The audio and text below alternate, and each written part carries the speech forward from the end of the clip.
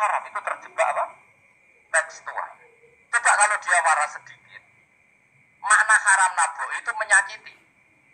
Nah, ulang lagi, makna haram nabuk itu maka nyadui juga sama, ngidoli juga sama, ngember nganti utang-utang tonggo yo sama, karena itu sakit tuh perempuan utang-utang. Itu milih di cerdas ngono, terus kita kok sunnah rasulnya mana? Baru saya. Itu malah nak pengiran ketika wong tua mau fala takul lahuma uffin. Jangan katakan terus dia mending jancuk bapak. Loh, kok mending jancuk? Kan tidak uffin. Waras orang musim ini. Oh ya semuanya orang tuh. Maka sebetulnya zaman Nabi itu sudah ngendikan al-hikin nazir benar. Sehingga kalau orang tua haram dikatakan terus, maknanya haram bisa. Yang maknanya sejenis maka sah. Jadi mulai dulu kias itu ada, meskipun ya tentu jangan kebablasan. Yang tanpa ilmu itu kias yang kebablasan. Maka ini penting sekali kan. Nah, para delegasinya Rasulullah dulu kali gitu sih, Ali ditanya terus kaidahnya ya siru walatu asiru basiru walatu nasiru. Bikin mudah, bikin ceria, jangan bikin susah. Bikin gembira, jangan bikin. Nah, mulanya kalau ngaji seneng. Perkara ini kowe wis sumpek ning omah, rai-raimu wis rai sumpek. Lah wis sumpek ning nggon ngaji, disumpekno bisa. Kan sumpek double. Stres malah ngel Allah. Jadi gak guyon naik dan rileks lali utang sebenarnya doang. Mereka nak dawe Nabi jelas basiru beri berita gembing. Soale teko ngaji ra paham lah swarga. Koyo kayak berita. Kok tenan kok ora somben kok. Tekane somben. Ya agak-agak tenan aku ikhlas ya tenan. Ane cara iki kudu nak ngakali. Yo kowe ngaji be aku mesti swarga asal ikhlas. Ana tambahane ana asal ikhlas. Jadi saya ulang lagi ya, kias itu nggak bisa dihindari karena yang dialami Nabi itu hanya jumlahnya terbatas. Lalu sahabat tahu ini hukum ini ikut partai ini partai ini tahu karena al-hikin nazir bin nazir wa al-bah bin asbah. Ini Imam Suyuti ngarang kitab al-asbah wa nazir. Jadi cari misalnya gini, tak beri contoh. Aku sholat gini, Allahu Akbar. Kemudian ada setengah, bukan sampai satu, titik, tilik terus telek. Itu kecelok makan apa kecelok keuntal? Cilik kelek. Kecelok makan apa kecelok keuntal? Keuntal. Maka potensi tidak batal itu tinggi. Tapi nak upo sitok ning tangan kok jupo. Wis sholat maksudnya, terus mbok lebokno, iku keuntal apa mangan? Mangan. Jadi akhirnya kita bedakan mana yang abdan, mana yang sahwan. Jika yang abdan meskipun kecil, hukumnya makan. Kalau makan berarti membatalkan. Tapi ning bab tamu, sholat itu batal dengan makan. Tapi ning bab tamu, jong tamune kayak no mangan, tamune kasih makan. Terus kayak uposito. Ini di bab sholat sudah makan namanya.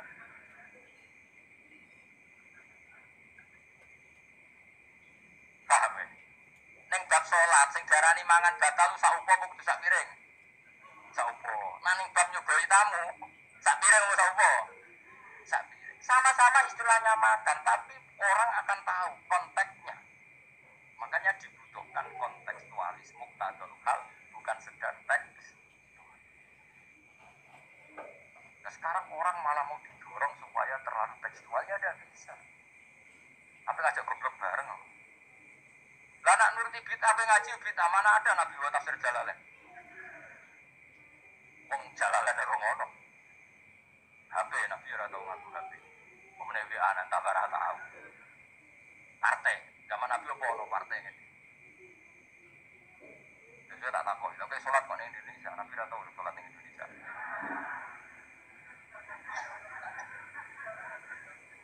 Malah panjang kan kalau diterus-teruskan. Maka kita hanya ngambil Nabi itu sholat itu sujud ning Allah Subhanahu. Maka yang penting itu Nabi ketika sujud itu baduke sangi sore aliyah, sangi sore bokong. Maka syarat saya sujud itu dari ulama-ulama bokongnya kudu sak dhuwure. Oke. Tapi tentu itu contoh kondisi normal. Lah saiki misalnya ana wong sujud delalah gone ndas iku tingkat.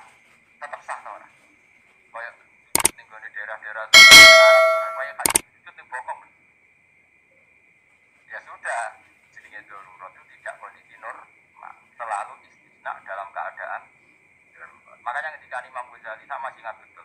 Umumatus syar'i makhsusatun bima naqala ulama wa balagh. Apa darane wong alim. Atau ya alim tenan, atau ibu-ibu pokoknya penting hafal kok. Ya umumatus syar'i makhsusatun bima naqala ulama. Atau bima naqala ulama Islam. Sesuatu yang umum dalam redaksi syariat pasti ada istisna. Yang ulama itu tahu istisna itu pengecualian. Misalnya begini, saya ngomong nyekel bojone wong haram to. Jawab. Jawab. Nyekel bojone wong haram to. Haram mutlak apa ono pengecualian? Haram mutlak. Kemudian ayo tambah haram. Lebih haram. Tapi tetap meskipun itu tidak diungkapkan ulama, semua ulama ngendikan nyekel bojone wong haram, haram besar. Selain haram rawan dibaca nang bojone Madura. Ya haram plus rawan. Tapi misalnya terus berdasar pegangan itu, para bocah ayu pelintir yang selokan. Terus bebaro. Oh bebaro kan haram. Yo mati lah terus. Meskipun tanpa istisna orang tahu dalam konteks seperti itu pasti istisna. Paham ya? Ad-darurat tubihul, maka harus kamu selamatkan. Lah anak wis selamat kok dijebok cekel. Itu mulai batas gitu. Meskipun takbirnya tadi haram memegang perempuan, haram melihat. Ada aturannya. Maka ulama kemudian membuat beberapa pengecualian. Haram melihat perempuan kecuali untuk kesaksian, untuk hubungan, mergawe. Mergawe kalau wong soleh lan ape haji gelem ra gelem gak pramugari. Kan karo pramugari kok Mustafa jenggoten-jenggoten. Kepengen wong Melayu to. Gelem ra gelem kan kedelok pramugari, tapi ya sekadar muamalah. Nah, saya gitu orang canom-nom nakal. Gus kula delok cawe wedok, tapi muamalah ngopi. Waduh perkara. Sing muamalah ngopi ngene lho, ana kiai saleh lunga marang Jakarta, kepengin ngopi terus mandek, kebetulan bakule ayu, lha iku halal. Mergo niate ngopi kebetulan bakule ayu. Nah, kowe kan mbok bidhe mana bakul sing ayu. Terus mbok parani, lha iku beda. Yo, dadi beda. Tak kepengin halal yo. Kowe kok marang Jakarta, yo. Gak pilih-pilih terus tatok ngopi, kebetulan bakule ayu.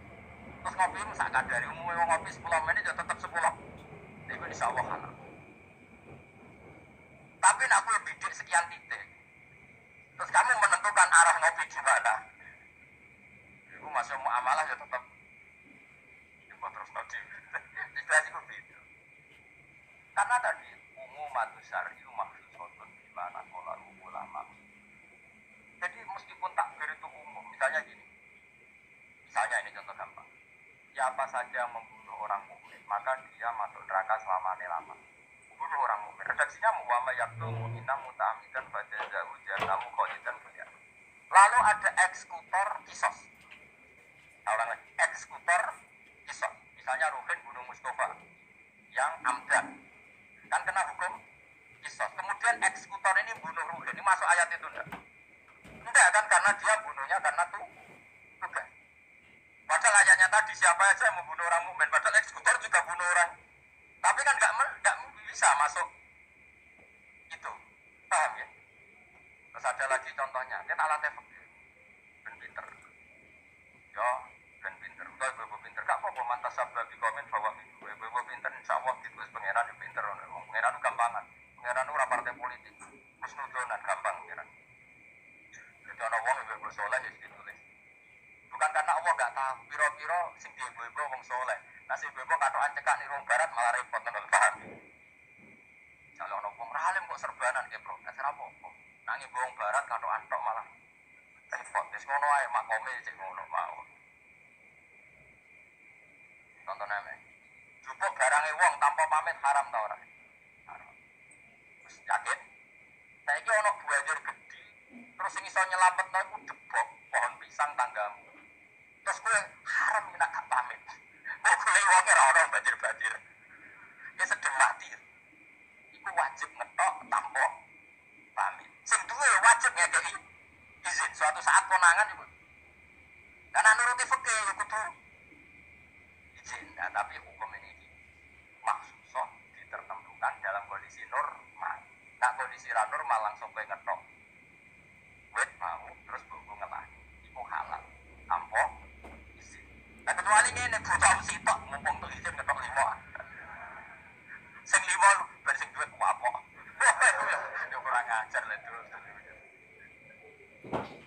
Maka kemudian ulama menyusulkan kaidah ad-darurat tubihul dalam keadaan tertentu ini. Artinya tidak bisa. Sidik-sidik sunnah Rasul bisa kata yang pernah dilakukan Nabi jumlahnya terbatas. Maka al-Ibn Nazir bin yang mirip-mirip ini disamakan mirip-mirip, yang mirip-mirip ini disamakan mirip. Makanya, nah kemudian ada hal-hal yang kita tidak pernah tahu persisnya. Kayak kasus tadi, orang jima istrinya di Ramadan.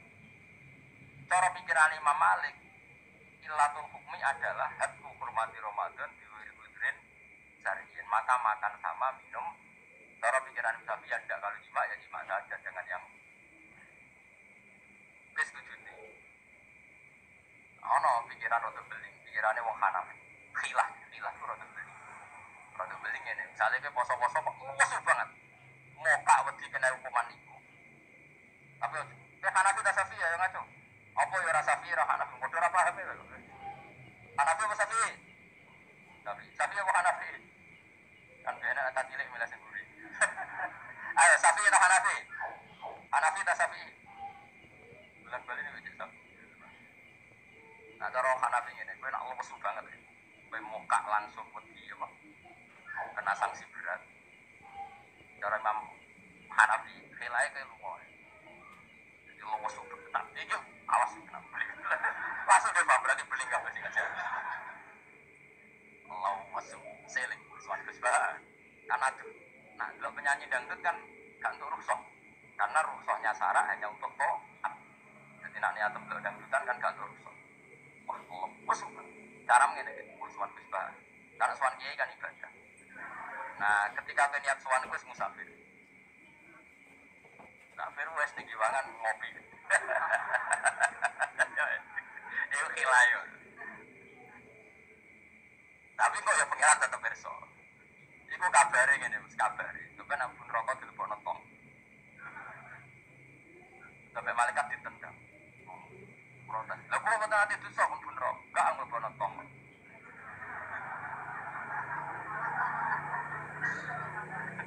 Jadi kok adu hilah-hilah be malaikat.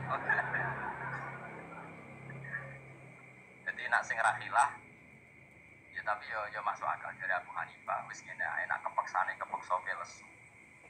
Kan sebetulnya syariat itu gampang, nak lesu banget sampai membahayakan fisik.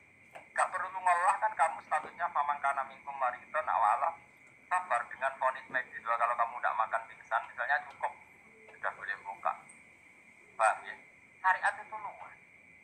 Makanya saya ulang-ulang lagi, umumatus syar'i mahsusotun dimana polahu ulama. Meskipun nas itu umum, ulama tahu catatan-catatannya, aturan. Jelas ya? Jadi saya mohon sekali, makanya ada kitab namanya Al-Asbah. Jadi misalnya Nabi melakukan sesuatu, kita cari kirim. Jadi misalnya Nabi kirim utusan ke Yaman, berarti Nabi di sentral dakwah, kemudian kirim delegasi ke kampung-kampung tertinggal. Ya kamu jangan harus Yaman, misalnya di sini bisa Sragen, Boyolali, Jogja, Rembang, apa saja. Tidak harus Yaman, jadi ngambil sunnahnya bukan Yaman. Nah gue saiki kok misalnya orang Indonesia kirim utusan ke Yaman, yo kalah alim lah, dul. Nek ono Sayyid Umar Hafid ono alim-alim aku mau kirim utusan. Jadi niru Nabi dulu ya dakwahe kirim utusan ning Yaman. Mbahmu ngono karwan Yaman saiki malah gudange lama. Sayyid Abdul Haddad wong Yaman, Sayyid Umar Hafid wong apa mbok dakwahi kiai pesolatan. Apa mbok ulang primbon. Lah nek nuruti sunah Rasul zaman iku tugasnya ning ndi? Sembrono. Mesti Yaman zaman iku maknane nyuwun sewu daerah zaman Nabi. Nah, saiki wis dadi pusat Islam. Jadi saiki Yamane diganti koyo moro dakwah ning daerah. Ora koyo Yaman sing iku jenenge Al-Ibn Nabi. Kanjeng Nabi dikandani pangeran, ngene lho Mas, kena dadi nabi, suwene Mekah atau ning Madinah, tapi ada delegasi di beberapa daerah niru peristiwa Nabi iki. Nah, itu jenenge wadrib lahum masalan ashabal qur'an. Paham ya? Yasinan me paham. Seneng aku murid pinter-pinter. Muni paham. Nyenengno guru ku ibadah. Tapi nek kira paham muni paham bodho niku dosa. Dadi ganjarane sitok nyenengno guru, dosane sitok bodho. Tapi tetep berarti ganjaran iku ditulis 10. Elek ditulis sitok, berarti badi songo. Ya kan al hasanatu bi asri amsalia berarti biro. Pulau bodoh ini ditulis. Itu berarti jadi biro. Berarti. Itu hadis tuh kira oleh bantah. Ya, wa akhir manja bil hasanati falahu asywa. Wa manja bi sayyiati falahu yujza ila misli Quran yang ngoten hadisnya jelas. Nah, apik ditulis kita 10. Iku wae 10 minimal kan. Nak tepaan malam mati banget ila sabimi adidin ila atafin kasiro dilipatkan 700 sampai ila atafin apa? Kasiro.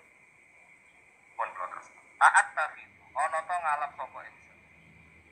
Bil hamzataini tetep gambar loro min rumah takut kan. Maksudnya iso tasdil iso tahdir. Ang dartahum wa te atas itibam gimana nanti kan mana nih nak. Indonihi saking liyane apa. Lirihi tegese liyane apa. Aku ngalap alihatan. Mosok aku iku mbok kongkon ngangkat alihatan ing pengiran. Asnaman tegese pira-pira pengiran. Sing iyurit nilamun ngersakno ning ingsun sapa Ar-Rahman Allah sing Rahman bidurene kelawan bahaya latune mongko ora nyemugeno aning sang itu napa syafaatum syafaate asma. Masa saya disuruh menyembah berhala yang kalau Allah murka sama saya berhala itu tidak bisa berbuat apa-apa karena memang tidak bisa apa-apa. Podo-podo nyembah ya zat yang bisa melakukan apa saja yaitu namung Allah Subhanahu wa ta'ala. Allati kang jamtu kang nyangka sira kabeh ing aliyah wa sangka siane manfaat. Padahal gak ono manfaatnya sama sekali berhala-berhala. Wala itu lan ora iso nyelametno sapa para berhala ning ingsun. Wala itu sifatu aliyah sifati lafal aliyah. Ini saat temen ingsun idzan nalikane nyembah berhala. In abadtu tegese lamun nyembah ingsun kaya wa ing liyane Allah. Iku lafi dolalin, iku ing dalam kesesatan. Ini kan jelas beda. Kalau saya menyembah selain Allah pasti sesat.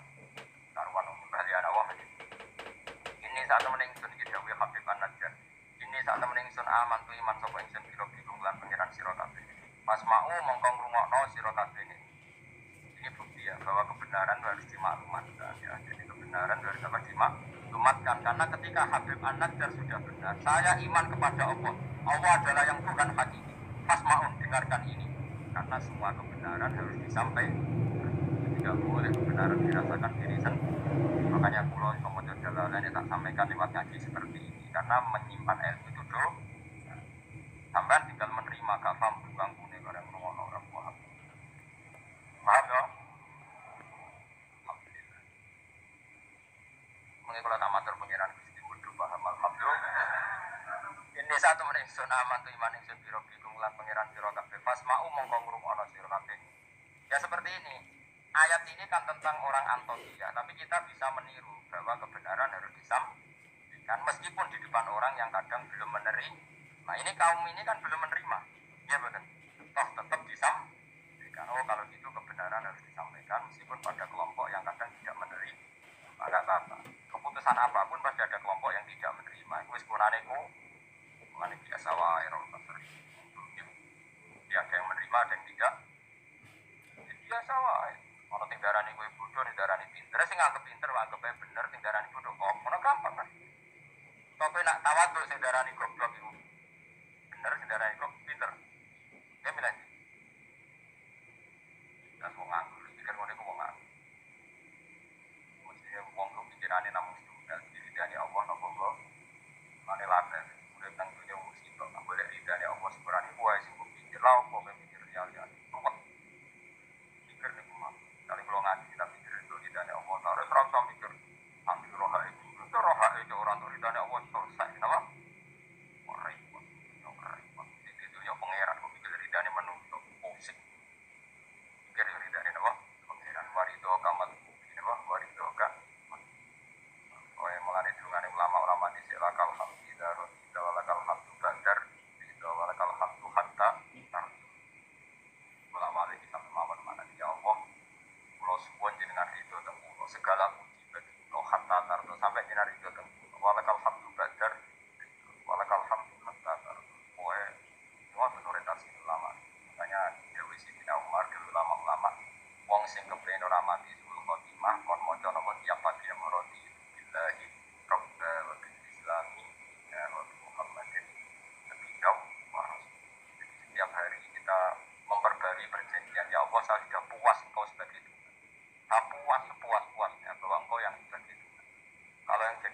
tidak selain kau wah kacau. Sehingga orang itu terbiasa ridho be Allah. Rezeki ini ya senang gitu dari sujud ya. Sehingga kita ketika sujud itu luar biasa karena itu kenangan terbaik kita di akhirat. Rumangsamu kenangan terbaik di akhirat itu jadi pengamat. Kemudian di syuting akhirat ngomong terus. Kowe takoki pangeran, kenapa kene dunia ngomong terus padahal dunia sing ngatur aku, gak iso jawab. Tapi aku di syuting pangeran zaman ning dunia sujud. Wah, keren, apa? Kenapa ke sujud ra ngarep pangeran takok ngono? Wis aduh iki menungso iki kok. Maka kenangan terbaik kita di dunia adalah makanya Rasulullah kalau muji sujud sampai ngendikan hatta takuna sajidatu khairan min dunya wa ma fiha. Pada akhirnya nanti kamu ngakui bahwa satu sujud itu lebih baik ketimbang dunia dan seisi. Karena itu identitas kita, status kita. Sujud adalah identitas kita, status kita. Nah, makanya kenangan terbaik kita di dunia adalah bernafas. Ya sudah itu saja. Yang lain-lain itu variasi. Bahkan kita cari makan supaya kuat.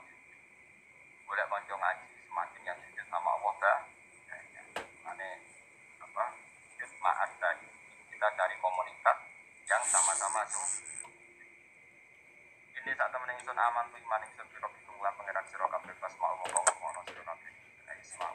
Jadi sing ngono sira kabeh kauli mudam zaman iku faro jamu monggo padha ngantem liwat sapa ngakeh kuring Habib An-Najjar famata monggo kabundut sapa Habib An-Najjar ila tindawono lagu maring Habib An-Najjar indah mau dinalikane kabundut Habib pas kabundut malah sama Allah dijamin udhulil jannah udhul mlebu sira al-jannah ing swarga nak begini yasinan langsung ila duhulil jannah wa qila lan didawono pengene dakhala mancing sapa Habib An-Najjar ing jannah hayan ing zaman urip jadi zaman sugeng wis langsung dilebokno swarga ini keistimewaan jadi tidak ada proses mati langsung apa dimasukkan apa swarga tapi qila itu tidak valid yang valid ya qila lagu indah mau tentu umumnya yang mati dulu baru masuk surga.